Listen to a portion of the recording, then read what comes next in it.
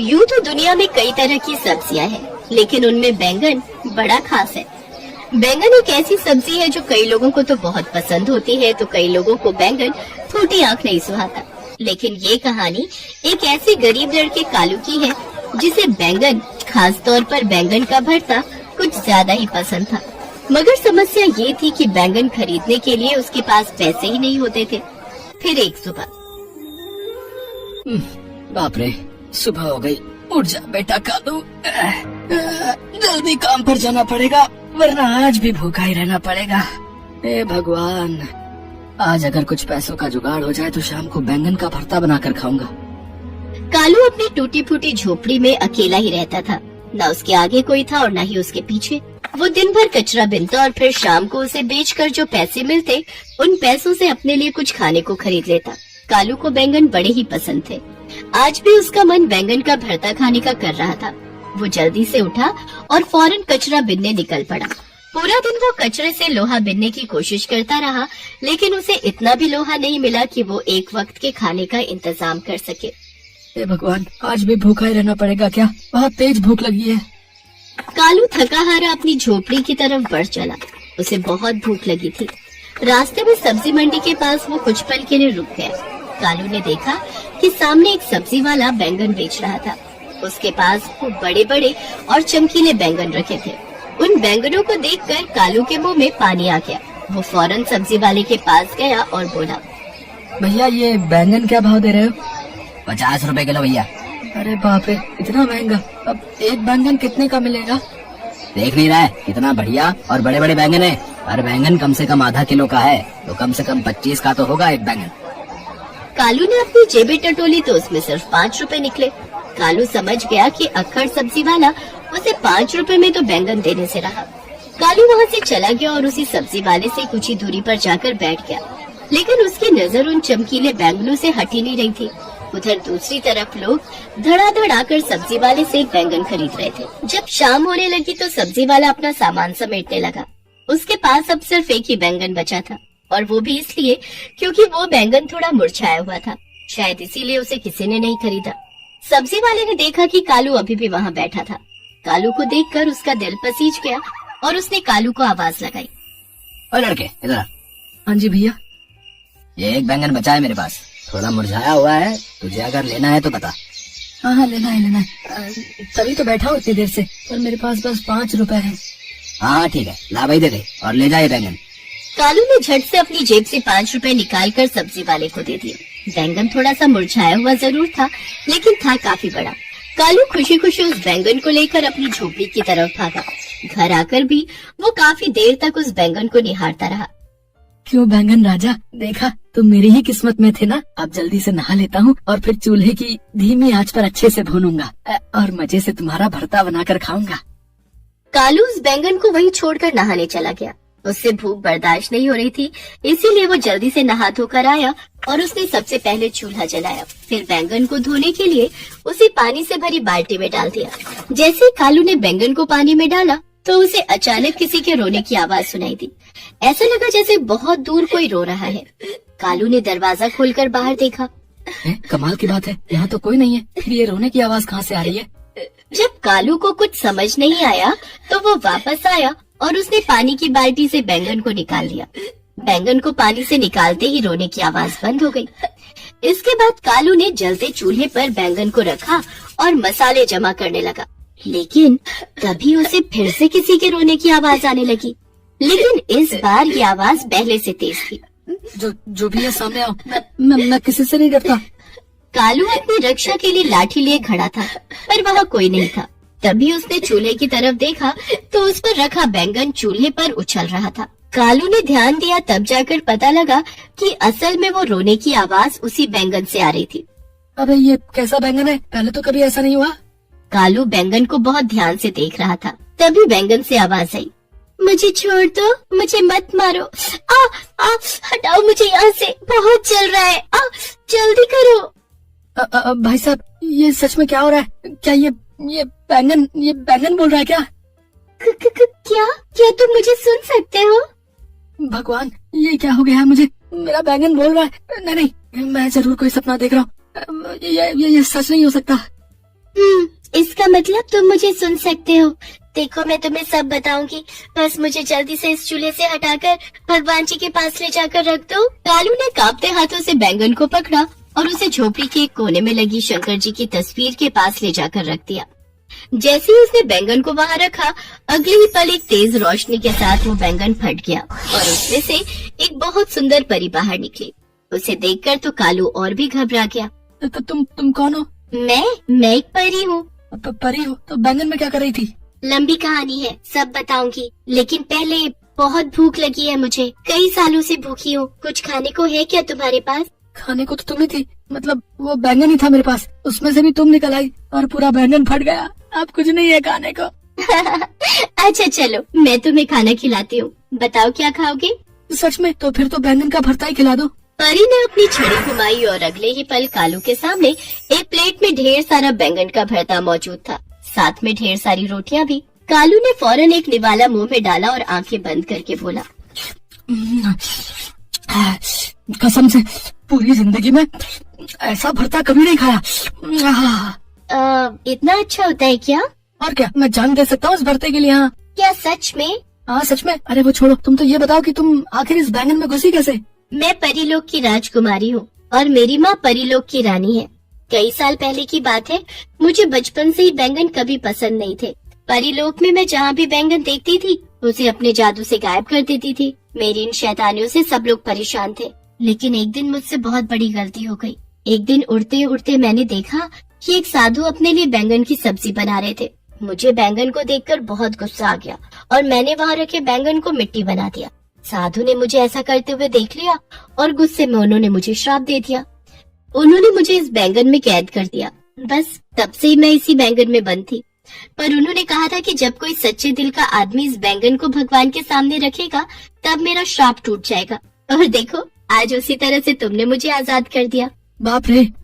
इसका मतलब जब मैंने बैंगन को पानी में डाला और जब चूल्हे पर रखा तो तुम ही इसके अंदर चिल्ला रही थी। और नहीं तो क्या। वैसे अब तुम करने क्या वाली हो? परीलोक जाकर सबसे अपनी गलतियों के लिए माफी मांगूंगी, लेकिन उससे पहले एक और जरूरी काम करना है। वो क्या? तुम्हारा शुक्रिया अदा करना है और तुम्हारी एक इच्छा पूरी करनी है। बताओ क्या चाहिए तुम्हें? वैसे तो कुछ खास नहीं, बस एक बैंगन और मिल जाता तो वो कल के लिए। कालू की बात सुनकर परी मुस्कुराई और फिर उसने कालू की झोपड़ी के सामने खाली पड़ी जमीन की तरफ देखकर अपनी छड़ी घुमाई और अगले ही पल वहाँ बैंगन का पूरा एक खेत खड़ा हो गया। लो भाई कालू महाराज, अब जितने चाहे उतने बैंगन खाओ। अरे वाह, तुम्हारा बहुत बहुत शुक्रिया। अच्छा सुनो, मैं बैंगन का भरता बहुत बढ़िया बनाता हूँ। जाने से पहले मेरे हाथों का बना बैंगन का भरता खाओगी ना? हाँ, क्यों नहीं, पर थोड़ा सा। हाँ।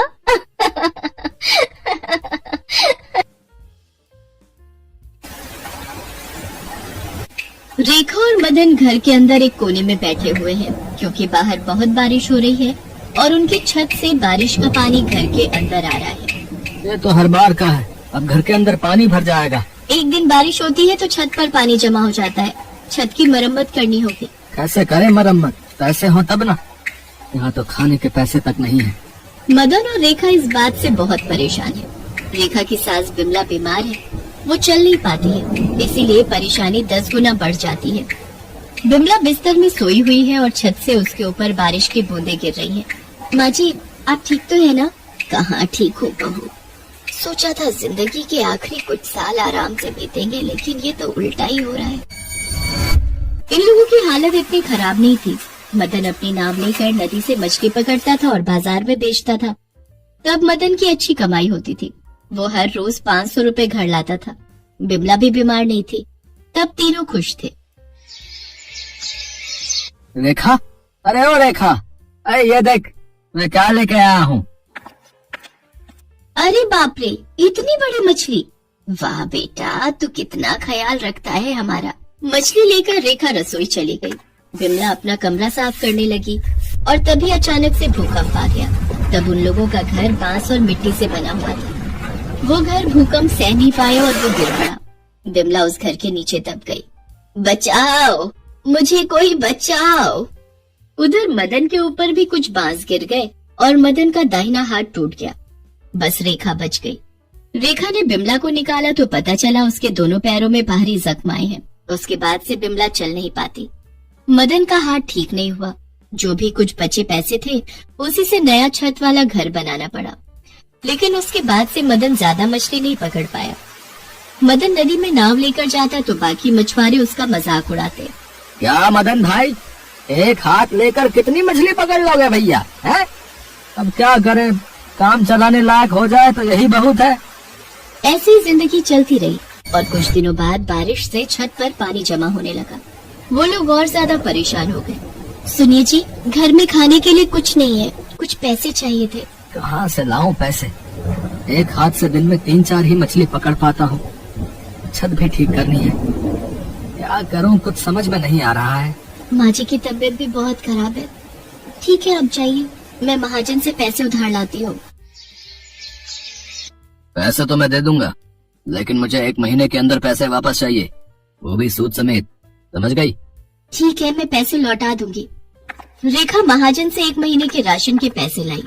हे भगवान, ये क्या हो रहा है? अब खाने के लिए भी पैसे उधार लेने पड़ रहे हैं। चिंता मत कीजिए माँ, मैं कुछ भी करके पैसे लौटा दूंगी। कैसे लौटाओगी? पैसे आएंगे कहाँ से? मदन भाई, आजकल लोग तालाब में मछली की खेती कर रहे हैं, उसमें बड़ा पैसा है और हमारी तरह इतना मेहनत भी नहीं है। तो फिर आप भी कीजिए ना, तालाब हो तब ना। वही बात है, हम गरीब लोग हर तरफ से मारे जाते हैं, हमारा कुछ नहीं हो सकता। मदन दुखी होकर घर लौट आया और रेखा को भी मछली की खेती के बारे में बताया। रात को फिर से बारिश शुरू हो गई। घर के अंदर पानी टपकने लगा। हे भगवान, ये तो अब रोज का हो गया है। पता नहीं मैं कब मरूंगी, कब मुक्ति मिलेगी मुझे इस दर्द से। ऐसा मत कहिए माँ, हम सभी मिलकर कुछ न कुछ इंतजाम कर लेंगे, आपका पैर भी ठीक हो जाएगा। कहाँ से होगा? पैसे क्या पेड़ पर उगेंगे? रेखा चुप हो गई। उसके पास बोलने के लिए कोई शब्द नहीं है। एक बेटा और बहू की जिम्मेदारी होती है अपने माता पिता और सास ससुर का ख्याल रखना, उनको सुख देना। लेकिन जहाँ खाने के लिए पैसे उधार लेने पड़े, वहाँ सुख तो दूर दूर तक नहीं दिखता। अगले दिन मदन नाव लेकर मछली पकड़ने गया, लेकिन आज भी मदन को खाली हाथ लौटना पड़ा। ऐसे ही चलता रहा तो हमें भीख मांगनी होगी। क्या करूं? पहले 3-4 मछली तो पकड़ पाता था, लेकिन अब वो भी नहीं हो रहा है। ऐसे ही 1 महीना बीत गया। मदन को एक भी मछली नहीं मिली। महीने के आखिरी दिन में मदन जाल लेकर नाव के ऊपर बैठा रहा। मदन ने पानी में जाल फेंका, लेकिन उसमें कोई बड़ी मछली नहीं फंसी। उसमें बहुत सारी छोटी छोटी मछलियों के बच्चे फंस गए। हे भगवान, इन मछलियों के बच्चों का मैं क्या करूं? इन्हें कौन खरीदेगा? जो भी है यही मिला है, यही लेकर घर चलता हूँ। मदन वही लेकर घर गया और तभी महाजन आ गया। रेखा, मेरे पैसे कहाँ हैं? महाजन साहब, हमारे पास पैसे नहीं है। मुझे पता था कि तू पैसे नहीं दे पाएगी। मैं तेरी नाव उठाकर ले जा रहा हूँ, उसी को बेचकर पैसे मिलेंगे। ये बोलकर महाजन नदी के पास चला गया और वहाँ से मदन की नाव लेकर किसी दूसरे मछुआरे को बेच दी। मदन बहुत दुखी हो गया और तभी जोरदार बारिश शुरू हो गई। छत पर कमर तक पानी जम गया। बिमला और मदन बैठकर रोने लगे। हम तीनों मर जाएंगे, अब क्या होगा? तभी रेखा ने देखा कि मदन एक पॉलीथीन में ढेर सारी मछलियों के बच्चे लाया है और वो देखकर उसके दिमाग में एक आइडिया आया। अब यही हमारी आखिरी उम्मीद है, मैं छत पर मछली की खेती करूंगी। छत पे? लेकिन छत में मछलियों की खेती कैसे होगी? जैसे तालाब में होती है, ये छत तालाब के जैसा ही बन गया है। घर में बस कुछ आटा पड़ा हुआ है, इन मछलियों को यही खिलाऊंगी। उसने सारी मछलियों के बच्चों को छत पर जमे हुए पानी में छोड़ दिया और 1 महीने के अंदर छत पर बहुत सारी बड़ी बड़ी मछलियां तैरने लगी। तीनों खुश हो गए। बहू, तुमने करके दिखाया, तुमने छत पर मछलियों की खेती की। हमारी परेशानी को तुमने एक मौके की तरह इस्तेमाल किया। अब भी काम बाकी है, इन मछलियों को मैं बाजार में बेच कर आती हूँ। रेखा उन मछलियों को लेकर बाजार चली गई और उन्हें बेचकर उसे अच्छा पैसा मिला। अरे वाह, इन पैसों से मैं और मछलियों के बच्चे खरीदूंगी और ज्यादा व्यापार करूंगी। रेखा ने वही किया। कुछ ही दिनों में आसपास के सारे लोग रेखा को मछली वाली बहू के नाम से पुकारने लगे। रेखा ने घर की छत ठीक करवा ली और छत के ऊपर ही तालाब बनाकर मछलियों की खेती करती रही। ऐसे वो बहुत अमीर हो गई। उसने अपने पति और सास का ऑपरेशन करवाया और दोनों बिल्कुल ठीक हो गए। इसके बाद वो तीनों खुशी खुशी जीवन बिताने लगे।